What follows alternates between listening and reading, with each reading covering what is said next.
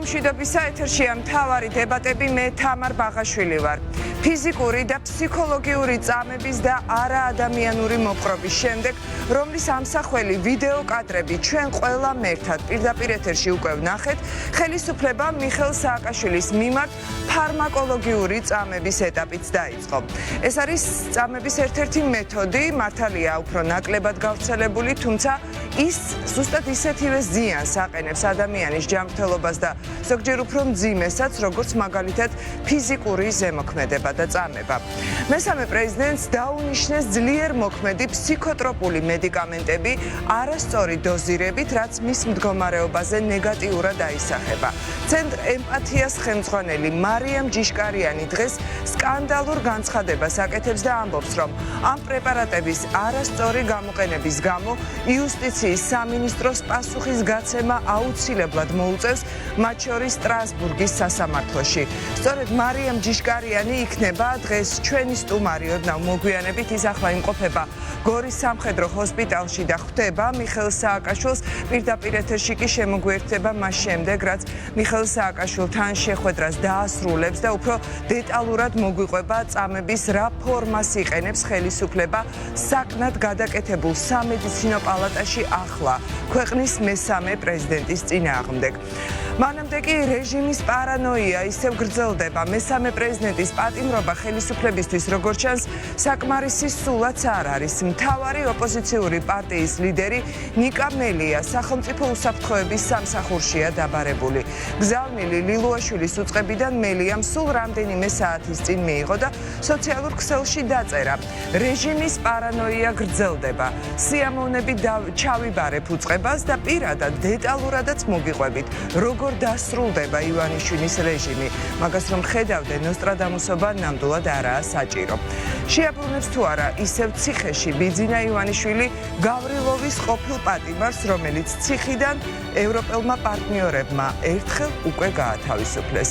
უფრო მეტ, სახელმწიფო გადატრიალების საქმეზე ნიკა მელია სულ რამდენიმე წუთში თავად მოგვიყვება მთავარი ოპოზიციური პარტიის ლიდერი გახსნის სწორედ დღეს ჩვენს დღევანდელ გადაცემას. ასევე ჩვენი სტუდიის სტუმრები იქნებიან ოპოზიციის ლიდერები, მათთან ერთად გავიგებთ პასუხს კითხვაზე, როგორ უნდა დააღწიოს თავი მიხეილ სააკაშვილმა პუტინის პოლიტიკურ ტყვეობას. გადაცემის ბოლო ნაწილში კი თია წულუკიანის კულტურას შევაფასებთ თაკო ჩარკვიანთან ერთად, ოპოზიციის წევრი და მთელი მისი ოჯახი კულტურის მინისტრის სიძულვილის განსაკუთრებული სამიზნე გახდა. მას ასე მთავარი თემებით და მთავარი სტუმრებით ჩვენ მთავარ დებატებს ვიწყებთ.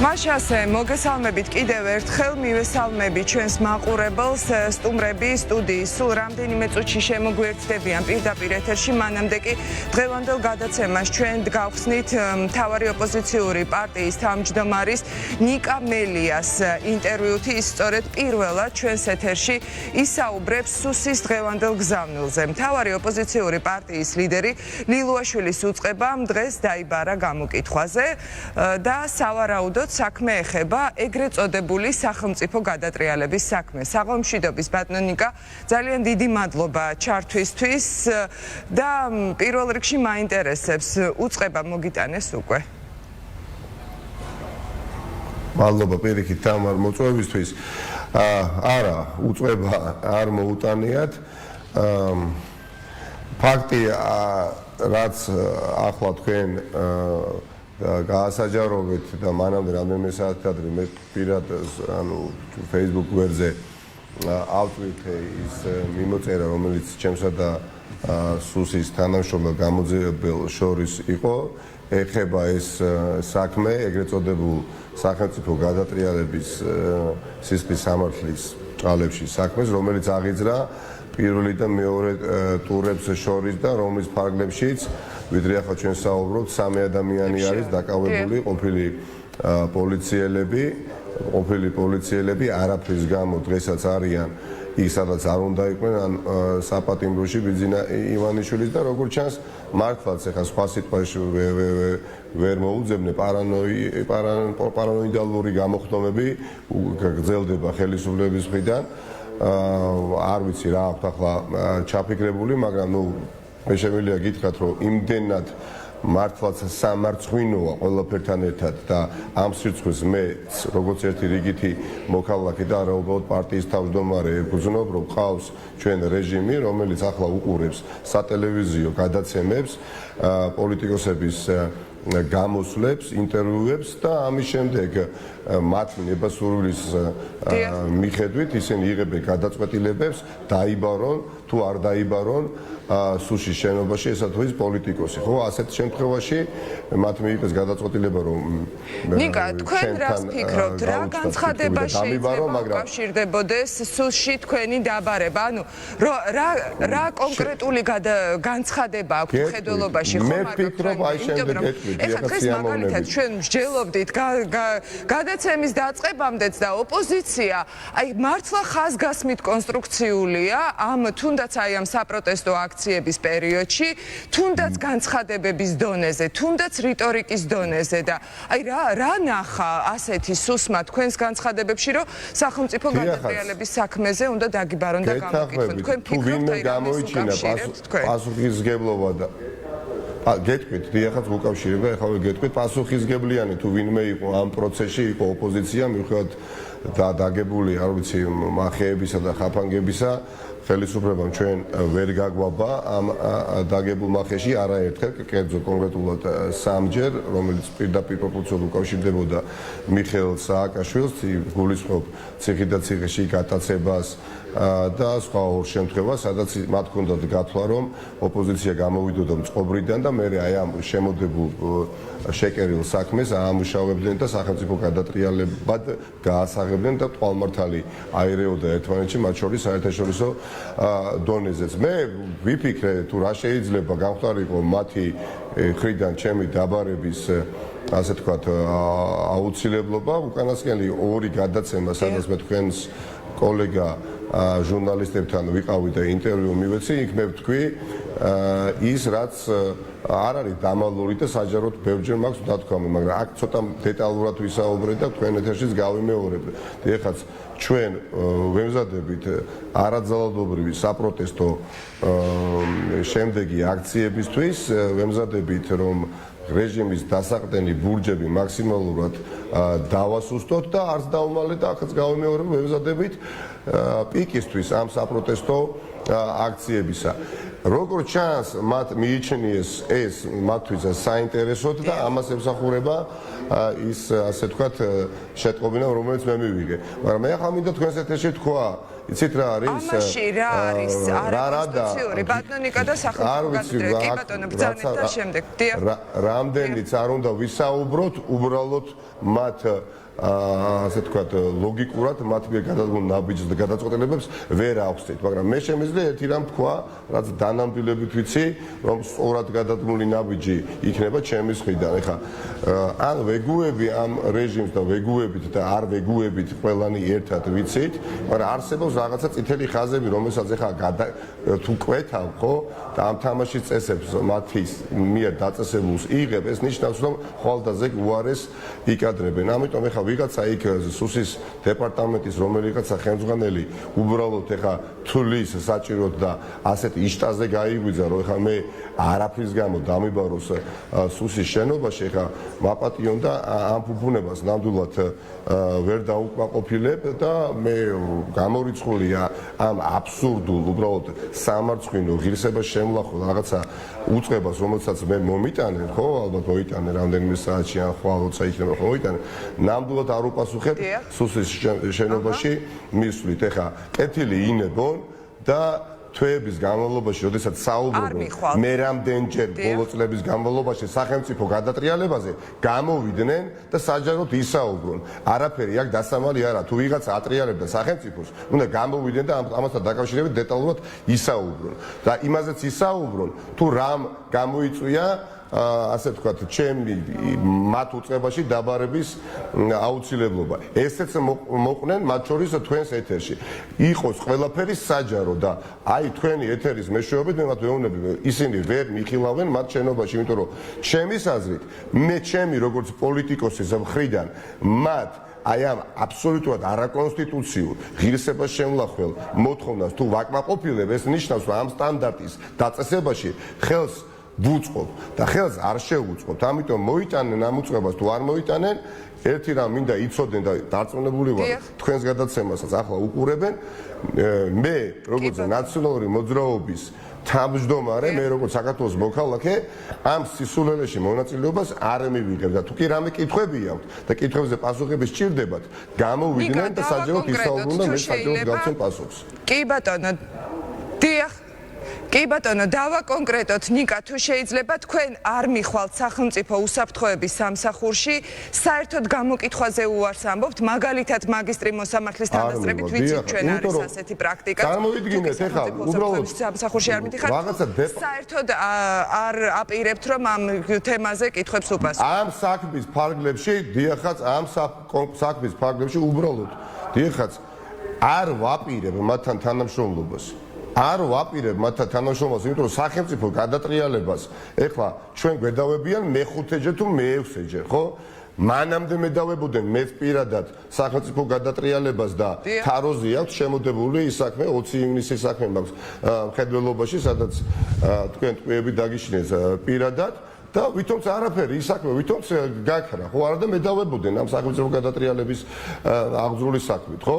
სახელმწიფოს გადატრიალების მუხლით, ოდესაც ჩვენ გედავება სახელმწიფო, ხო?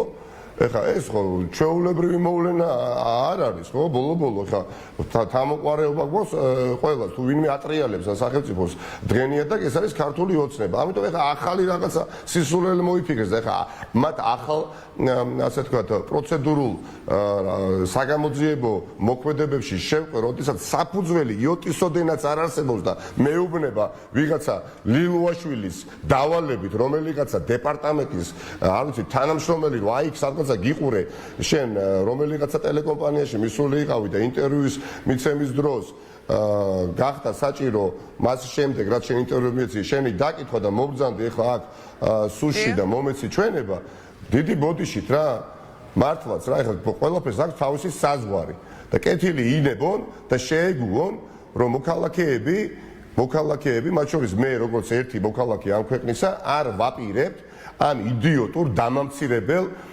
თქვენს თამაშის შემოსვლას. ყველაფერი რაც მათ აინტერესებთ, კეთილი ინებონ და გამოვიდნენ და საჯაროდ მოყვნენ. თუ სახელმწიფოს ვინმე ატრიალებდა და ასეთი ადამიანები ამ ქვეყანაში ცხოვრობენ, უნდა დაასახელონ და არ უნდა ელოდებოდ და ესეთი რაღაც არ არსებობს, ხო? ხვალ შეიძლება ჩემი ნებისმიერი მეგობარი, კოლეგა, პარტიის წევრი, არ ვიცი, ნებისმიერ ოპოზიციურად განწყობილი ადამიანები იგივე ასე თქვა უსაფუძვლო უწყებით დაიბარონ და რა ახლა მთელი ცხოვრება უნდა მიუძღვათ ახლა ლილუაშვილის ახირებების დაკმაყოფილებას, როდესაც წინასაარჩევნო კამპანიაში ვეღარც უკვე ვითვლი იმდენი ადამიანი არის და დაპატიმრებული ხელყუმბარებისა და იარაღების ჩადებით. რამდენი ადამიანია? 13 ადამიანია დაკავებული წინასწარ პატიმრობაში არიან, ორთვიან წინასწარ პატიმრობაში არიან. ისინი არაფრის გამო, მხოლოდ იმიტომ, რომ ოპოზიციის ხარდაჭერები იყვნენ და ვიღაცებს სახში ჩაუდეს ხელყუმბარა და ვიღაცას ჩაუდეს იარაღი. და აღარ ვსაუბრობ ტროტუარზე უბრალოდ მშვიდობიანი მანიფესტანტების დაკავებაზე. და არ გაუვათ ეს სტანდარტი რა, მართლაც არ გაუვა. ეხლა რაღაც ახალი სისულელე გუნდათ რომ მოგვახვიონ თავს რომ პოლიტიკოს უსმინოს ეხლა სუსის თანამშრომელობა ტელევიზიით უსმინოს და მე გადაწყვიტოს დაიბაროს თუ არა და ზეგაც რო გადაწყვიტოს ვიღაცა უსაქმურობით სუში და ზეგაც რო დამებოს ზეგაც უნდა მივიდე და მაზეგაც რო დამებაროს მაზეგაც იმიტომ რომ ვიყავი უბრალოდ რომელიღაცა ტელეგადაცემაში და მივიღე მონაწილეობა და როგორც პოლიტიკოს ეხლა მე უნდა მქონდეს ვალდებულება ვისაუბრო ისე როგორც სუს სიამოვნებს, რომ არ გავხდე დაბარების, ასე თქვათ, რიგებში მდგომი ადამიანი ესენი დაბარებას ეძახიან და საგამოძიებო მოქმედებას ეძახიან და მე ამ ყველაფერს ვეძახი უბრალოდ სახელმწიფოს მიტაცებას ვის ფაზებში ჩვენს გრისებაზე მიდი მოდია თქვენი დაკავებისკენ ანუ არის თუ არა ახლა არა რისპეცო მართლა ჩავით ხო არა და რა მე რას მოი თუ რა მიზანი აქვს არა ვიცით რა რაღაცას ხო ახლა საფუძვე ვერ არ მესმის მართლა რაც არ მესმის უბრალოდ სხვა არაფერი ამ ქვეყანაში არ ფუნქციონირებს გარდა სუსისა და დიახაც სანამ ჩვენ ძალიან ხმამაღლად არ მოვახერხებთ მესმის ძალიან დაძაბული ვითარება მესმის რომ ჩვენ აქცენტები გადატანილი გვაქვს ქვეყნის მესამე პრეზიდენტის დახსნისკენ და რაც არის ნომერ პირველი ჩვენი ამოცანა, მაგრამ ის ყველაფერი რაც მიხეილ სააკაშვილს უკავშირდება, დიახაც კეთდება პირველ რიგში სუსის მიერ და სუსის ხელით. და ეს სუსი, ეს მართლაც გათავხედებული უწყება, რომელმაც 100 მილიონით გაიზარდა ბიუჯეტი იმ ქვეყანაში, სადაც სული ძრება შიმშილით საქართველოს მოქალაქეებს, მხოლოდ და მხოლოდ იმით არიან დაკავებულები, რომ მართლაც იმებში შემოგვიძვნენ სახლებში, სხვადასხვა ოთახებში და სასულიერო პირების მიყურადებით დაწყებული, არ ვიცი, არაფერი არ დატოვეს წმინდა და ამის ფაქტები ხო გასაჯაროვდა და თითქოს ჭრილში მოექცა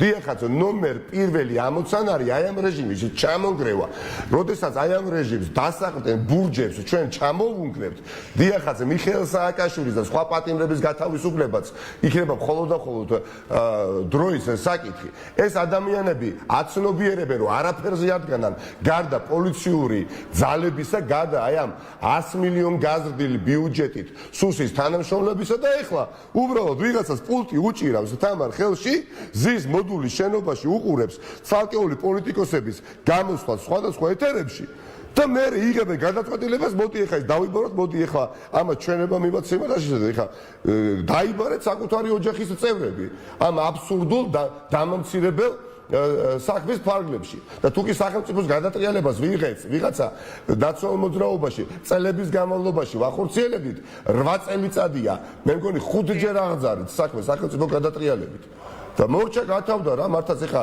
არ შეიძლება პირდაპირ გეუბნებით რა არის ხაზი როგორც კი რომელიც იქ გადაკვეთა ჩემს მხრიდან არ შეიძლება ზნეობრივ კომპრომისზე წასვლა ჩემთვის ეხლა სუსის შენობაში გამოცხადება იქნება ზნეობრივ კომპრომისზე წასვლა.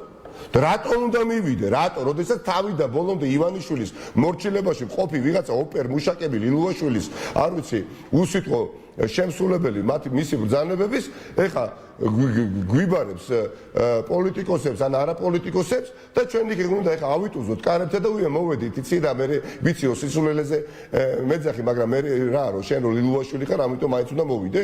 არა, მორჩა გათავდა. არც სუსის შენობაში ვეახლები დაკითხვაზე და არც კიდე პირდაპირ გეუბნებით ამ საქმის ფარგლებში, არც სასამართლოში იქონიებს თუ არა? დიახ. არც სასამართლოში დავასრულებ თუ შეიძლება თამარ მოდის არც სუსის შენობაში ამ საქმის ფარგლებში, არც სუსის შენობაში და არც კიდევ არ ვიცი მე მოწმის სახით დაკითხვა ჩემი არ მოხდება რა მურუსიძე სასამართლოში, იმიტომ რომ არ დავიმცირებთ თავს პირდაპირ გეუბნებით რა არ თანამშრომლობ, მორჩა გათავდა თავი უმტრევეთ რაც უნდა დაკეთოთ რა და გამოვიდნენ მაშინ და ისაუბრობთ მათ ტელეკომპანია იმეჩიან რა ქვია პოსტივიში ან ჯანდაბაში სადაც უნდათ ხა ბოდიშით დიახ რაღაცას მეკითხები. ხო, ალბათ გიპასუხებენ ხა ამ ეთერის შემდეგ იმედის ეთერით ალბათ გიპასუხებენ. ნიკა, მაგრამ თქვენ ბრძანეთ რომ როდესაც დაანონსეთ საპროტესტო აქციები, რომელსაც უნდა მოყვეს ერთგვარი კულმინაცია, ასევე მიხეილ სააკაშვილის გათავისუფლების მოთხოვნით აქციები, სავარაუდოდ ეს იყო მიზეზი, რის გამოც ლილუაშვილის უწყება თქვენ გიბარებთ გამოკითხვაზე. აი, დღევანდელი გზავნილი სუსიდან იქონიებს თუ არა რაიმე გავლენას თქვენს გეგმებს უშუალოდ როგორც მთავარი ოპოზიციური პარტიის თავმჯდომარის და თქვენი პარტიის გეგმებზე, რაც ეხება აი ამ სამომავლო თუნდაც საპროტესტო აქციებს.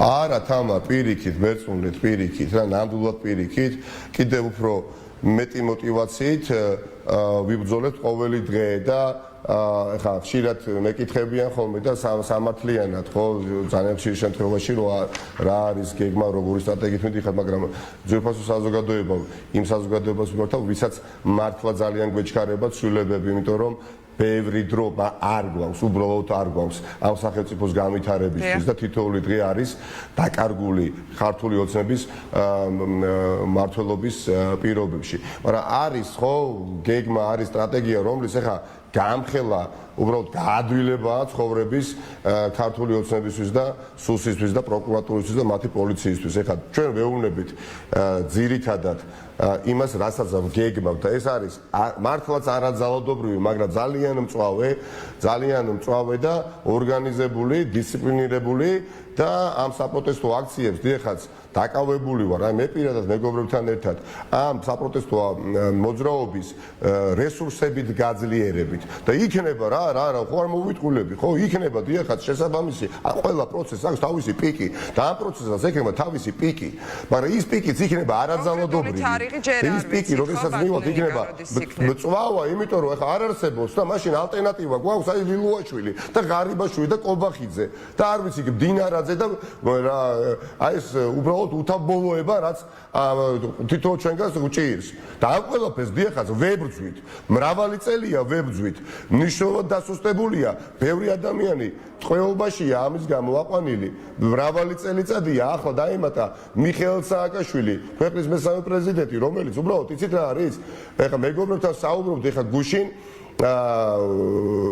რამდენიმე ისეთ ადამიანთან ვინც არც პოლიტიკური პარტიის წევრი არ არის და ხან რომე პარტიას უჭერენ ხარს არჩევნებზე ხა ისე გარემოში მოხდი მართლაც თუ ვინმე ფიქრობთ რომ კობახიძეს გასასამართლებელი და მურუსიძე ღარიბაშვილის გასასამართლებელი არის მიხეილ სააკაშვილი ასეთ ადამიანებთან უბრალოდ კომუნიკაცია გაჭირდება იმიტომ რომ თუ ასეთი ადამიანი არსებობს ის არის ბოლომდე მიკერძოებული და ბოლომდე არაგუწრფელი. ამიტომ ვალდებულება არის, არა უბრალოდ სურვილია ჩემი და უამრავი ადამიანის, რომ ეს კოშმარული მდგომარეობა მალე გამოვასწოროთ და როცა შენ გამოსწორება გინდა ამ ვითარების და როცა შენ იცი რომ შენს მოწინააღმდეგეს ყავს ერთადერთი დასაყრდენი ძალა და ესაა თავდაპირველად პოლიციური რობოკოპები და არ ვიცი მე ზონდე პოლიციელებად ქცეული დაჯგუფებები და პური და სუსი და ჯანობა ყველაფერთან ერთად დიახაც კონკრეტული გეგმითაც უნდა ვებრძოლოთ და იციან ამ გეგმის შესახებ ალბათ ნაწილობრივ ჯანდაბას მაგათ ხომ იციან რომ ვერ წამოვიყიდეს ვერცეთ პროვოკაციაზე და ის გეზი რომელიც აღებული გვაქვს საბოლოო ჯამში აუცილებლად გამარჯვებას მოგვითას და ახლა უნდათ რომ აქსელერაცია მოხდეს იმ პროცესების ინდაგვარად როგორც მათ აწყობ და არა ჩვენ გვაწყობ მაგრამ ჩვენ არაძალადობრივ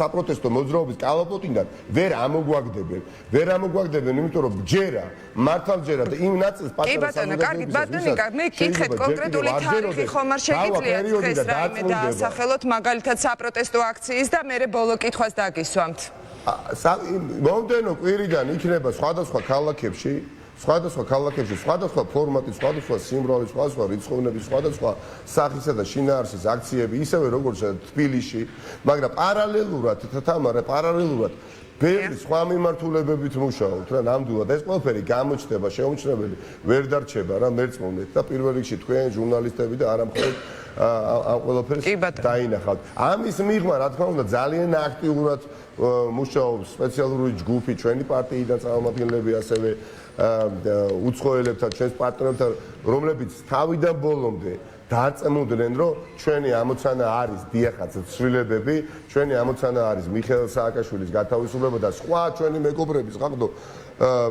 თქვენ ჩავარდნილი და აყვანილი რომლებიც დავასახელე მე სულ თავში მაგრამ ეს ყველაფერი არაძალადობრივად უნდა მოხდეს ისე როგორც მომხდარა მაგრამ ყველა პროცესს აქვს კულმინაცია და თავისი პიკი და ეხლა თუ ამ მიხეილ სააკაშვილის გათავისუფლებაზე უნდა გკითხოთ ბატონიკა დიახ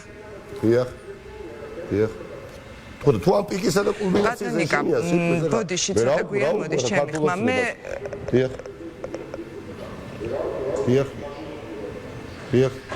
ბატონიკა, მე ვიმყოფებოდი ბოლო სასამართლოს ხდომაზე, რომელიც ეგრეთ წოდებული პიჯაკების საქმეზე გაიმართა მიხეილ სააკაშვილის სასამართლო პროცესზე. ალბათ ადევნეთ თქვენს თვალყური მის სასამართლოს და იცით მისი გამოსვლის შინაარსი. ის საუბრობდა იმაზე, რომ არის დღემდე წამების და არაადამიანური მოპყრობის მსხვერპლი. მან კიდევ ერთხელ ილაპარაკა რა გზა გაიარა, მაგალითად იგივე რუსთავიდან გლდანის ციხეში გადაყვანამდე და მან თავად ახსენა, ჩვენ მოგვიანებით გვექნება საუბარი ფსიქოტროპულ წამლებზე, თუმცა მიხეილ სააკაშვილმა თავადვე ახსენა თავის გამოსვლაში, თუნდაც ფსიქოტროპული წამლები, რომელსაც მას აძლევენ და საერთოდ ისაუბრა მის მიმართ წამებასა და არაადამიანურ მოპყრობაზე. აი, ასეთ პირობებშიც კი მიხეილ სააკაშვილი, ქვეყნის მესამე პრეზიდენტი, მაინც საუბრობდა კონსოლიდაციაზე და კონსოლიდაციის აუცილებლობაზე. თქვენ როგორ ფიქრობთ, რა შეიძლება იყოს ოპოზიციის კონსოლიდაციის, ასე ვთქვათ, საფუძველი, ან როგორ გესახებათ საერთოდ შესაძლებელია, რომ აი ეს საპროტესტო მუხტი, საპროტესტო აქციები, რომელზეც მაგალითად თქვენ საუბრობთ, იყოს ოპოზიციის კონსოლიდაციის საფუძველი, შეიძლება ესეთი რაღაცა მოხდეს ან ველოდოთ? დიახ, პირველ რიგში წამების და არადამიანურ მოპყრობასთან დაკავშირებით, დიახ, მიხეილ სააკაშვილი კონკრეტულად საუბრობდა თუ რა მოხდა და რა მდგომარეობაში ყავდათ იგი, რაც ვიცოდით თქვენი მეშვეობით, ხო? ასევე ტელევიზიებს გულისხმობ, მაგრამ ბარემ იმასაც ორი სიტყვით ვიტყვი, რას ემსახურებოდა მის წინააღმდეგ არაადამიანური მოპყრობა. აი აქ ჰქონდათ, დიახაც, სად იყო ძაღლისთავი დამარხული ქართული ოცნებისა, დიახაც, მათ ერთის მხრივ უნდოდათ, რომ მიხეილ სააკაშვილის წინააღმდეგ აი ესეთი არაადამიანური საქციელი ნორმათა ექცია და მეორეს მხრივ უნდოდათ, რომ ჩვენ მისი ხარდაჭერები, ის ადამიანები, რომლებიც არ არიან არც ნაციონალურ მოძრაობის ხარდაჭერები, არც მიხეილ სააკაშვილის ხარდაჭერები, მაგრამ სოლიდარულები იყვნენ მიხეილ სააკაშვილის მიმართ, ხო? აღმოჩენილიყავით იმ მდგომარეობაში, რაც ძალიან მძიმე დიახაც შეცდომას დაგვაშვებიერდა და მე დარწმუნებული ვარ, რომ ეს გეგმა არსებობდა და მიხეილ სააკაშვილის ბოლომდე იზოლაციაში მოაქცევდნენ. ეხლა ბიძინა ივანიშვილს სურდა მიხეილ სააკაშვილის მის წარმოსახვაში გატეხვა. ბიძინა ივანიშვილს წარმოედგინა თუ რაც ეს ეთამაშებოდა, მაგრამ ამ გეგმის აღსრულებისთვის მას სჭირდებოდა, რომ რაღაცა ჰიპოთეტური საქმე ყოფილიყო ხორცს შესხმული და ეთქვა, რომ აი ეს ადამიანები სინამდვილეში მიხეილ სააკაშვილის გათავისუფლებისთვის კი არ იბრძვიან, სახელმწიფოს გადატრიალებისთვის იბრძვიან და ამას არ მალავდნენ უცხოელ ჩვენს პარტნიორებთან. ამას არ მალავდა სუსი და გამოვიდა და თქვა, რომ მიხეილ სააკაშვილი ციხიდან გეკმავს სახელმწიფო გადატრიალებასო. და ამის შემდეგ კიდევ უფრო ძიმე მდგომარეობაში ჩაგდება ისევ ბიძინა ივანიშვილის ტყვეობაში გამომტანიც არ იქნებოდა თამა. ინფორმაციის გამომტანიც არ იქნებოდა. გეგმა მოიყვანეს სრულეში, დიახ. არა, ადვოკატებს არ მიეცემოდა შესვლის შესაძლებლობა, დაწესებული ვარ. არც პირად ექიმს მიეცემოდა შესაძლებლობა მიხეილ სააკაშვილთან შესვლის და სრულ იზოლაციაში იქნებოდა. დიახაც, მე ხა არ დაგიმოლა, თუ არ იქნება, სანამ მიხეილ სააკაშვილი არის ტყვეობაში, სანამ მიხეილ სააკაშვილი არის იქ, სადაც არ უნდა იყოს, სამოქალაქო თანხმობა ვერ შედგება, სამოქალაქო სიმშვიდე ვერ იქნება. ვერ იქნება ის იმიტომ რომ ოქსიმორონია, იცით, ყავდეს გამოკეტილი ტყვეობაში ქვეყნის მესამე პრეზიდენტი და ამ დროს შენ საუბრობდე ეროვნულ თანხმობაზე, ვერ მოხდება. პირიქით კი ბატონო, მიხეილ სააკაშვილი საპრობილეს ტყვეობის გარეთ და ამის შემდეგ თანხმობა კი ბატონო და ეს ყველას გვინდა. ქართული ოცნების გარდა, რომლის რიტორიკაც კი სამოქალაქო ომის რიტორიკაა და მართლაც დანის პირზე და რა გზა არის ამის მითხარით მოკლედ და დაგემშვიდობებით ბატონიკა რეკლამაზე უნდა გავიდე. ბატონო რა გზა არის ამის? თქვენ ამბობთ, რომ ვიდრე მიხეილ სააკაშვილი პოლიტიკურ ტყვეობაში რჩება, არა, აქტიური იქნება სამოქალაქო მშვიდობა. ყველაზე მეტად ვიღაცას კი არ ვეჯიბრები ეხა მე იმაში, რომ ვის მეტად უნდა მიხეილ სააკაშვილის გათავისუფლება და ვის ნაკლებად. იცი, ჩემი მდგომარეობა წარმოვიდგინეთ, ხო ეხა პარტიის თავმჯდომარე და ამ პარტიის დამფუძნებელი არის ტყვეობაში, ხო? არავის არ ვეჯიბრები, მაგრამ ის პრეტენზია მაქვს, რომ ერთ-ერთი ისა ვარ, ვისაც ყველაზე მაგრად უნდა რომ ადამიანი იყოს დახსნილი, ბევრი თვალსაზრისით. მაგრამ პასუხისმგებლობაც მაქვს, გესმით? და ვიცი მე, როდის შეიძლება არაძალადობრივი წვავე საპროტესტო აქციების გამწვავება, რომელიც შედეგზე ორიენტირებული იქნება. უბრალოდ გულზე მჯიღის ცემა და იცით რა, ეხა მე ამას გავაკეთებ, იმას გავაკეთებ და ხვალდაზე ეგ შედეგი კი არა და უარის მდგომარეობაში ჩავაყენო, იგივე თუ ტყვედაყვანილი ადამიანი, ხო? უბრალოდ ამის უფლება არ მაქვს და როგორ და თითქოს ყველა რთულ კომპლექსურ პრობლემას გამოსავალს ვერ მოუძებნია ხოლმე, მაგრამ სინამდვილეში ამ ყველაზე რთულ და კომპლექსურ პრობლემას აქვს ერთი მარტივი გამოსავალი. ეს არის უწყვეტობა, ეს არის კარგად ორგანიზებულობა და დისციპლინებული საპროტესტო სხვადასხვა სახისა და სხვადასხვა შინაარსის აქციები, რომელიც შეიძლება ტალღებად გქონდეს დრო და დრო, იცით, მაგრამ პარალელურად კომბინაციაშიც უნდა აუცილებლად მოვიყვანოთ ჩვენ საერთაშორისო მეგობრებთან სწორი მუშაობაც, რაც არის სახეზე. მესმის, რომ ყველას გვინდოდა ჩვენი მეგობარი ტყვე დაყვანილი ადამიანის გათავისუფლება, ტყვე დაყვანილია. იარაღი შუბზე მიბჯენილი აქვს და ასეთ მდგომარეობაში ვართ ყველანი და ჩვენ ვალდებულები ვართ, რომ სანამ ნაბიჯი გადავდგამთ, ხომ? სანამ ნაბიჯი გადავდგათ, გააზრებული გქონდეს. თორემ მე ახლა არც უკან და არც 1000-ობით ადამიანს ნაციონალური მოძრაობის წევრს უკან არ დაგვიხებია არც ერთ კრიტიკულ ვითარებაში და მეტიც ემოციურად და ძალიან ბევრ ადამიანს ციხეში აი ამ ჯურღმულში ყოფნა ურჩევნია ვიდრე გარეთ ემოციურად. დიახ, იმიტომ რომ გარეთ პასუხისმგებლობა ძალიან დიდი ყო თითოეულ ჩვენგანს. მათ შორის პასუხისმგებლობა ძალიან დიდი მადლობა. მიხეილ სააკაშვილი ტყვედა, აი როგორ არის პირდაპირ გეტყვით რა თამარ. აი ტერორისტი როდესაც შევარდება, ანუ და ტყვედ რო აიყვანს ბანკში იქ თანამშრომლებს ან კლიენტებს, ხო? და მართლაც პატიოსანი პოლიციური შენაერთები, რომლებიც ცდილობენ გათავისუფლებას ტყვედაყვანილი ადამიანებისა, იქო გარემოებების გათვალისწინება, ხო, გიწევს. ამიტომ ამაზე დავფიქრდე და ძალიან მნიშვნელოვანია ურთიერთპატივისცემა და გვერდში მდგომა ამ ურთულეს პერიოდში. დიახაც ქვეყანა დღეს გადის ურთულეს პერიოდს. ურთულეს პერიოდს, სადაც წარმატების მიღწევა მხოლოდ შესაძლებელი გახდება, რაც ვისაუბრე ორგანიზებულ და დისციპლინებობით, მაგრამ კიდევ უფრო მნიშვნელოვანია და ეს კომპრომიტი თუ არ არსებობს ერთობის გარეშე პრაქტიკულად შეუძლებელი გახდება. ერთმანეთს ნიშანს არ უნდა ვუგებდეთ, იცით, იმიტომ რომ ყველა ამ მდგომარეობაში ვართ. და ჯერა მიხეილ სააკაშვილმა დიდი წვლილი უკვე შეიტანა ამ რეჟიმის დასუსტებაში. ახლა არის შემდეგი მეორე ეტაპით შეტევა არაძალადობრივი მისატანი ამ რეჟიმზე და ამ ყველაფრისთვის დიახაც არ ვიცი ამასაც ჩათვლით ეთქობა ამ ყველაფრისთვის ვმუშაობთ. და აი ეს არ ვიცი სუსში ძალიან დიდი მადლობა. ნიკა, დიდი მადლობა. წარმატებას გისურვებთ. ტყვეობაში პოლიტიკური მართლმსაჯულება დასრულდეს და ცვლილებები დადგეს ამ ქვეყანაში, ხო? როგორც ჩანს არის, არ ვიცი, სახელმწიფო გადატრიალების ნიშნების შემცველი, არ ვიცი რა გიქნათ, ამის მეც ვერ ვიტყვი.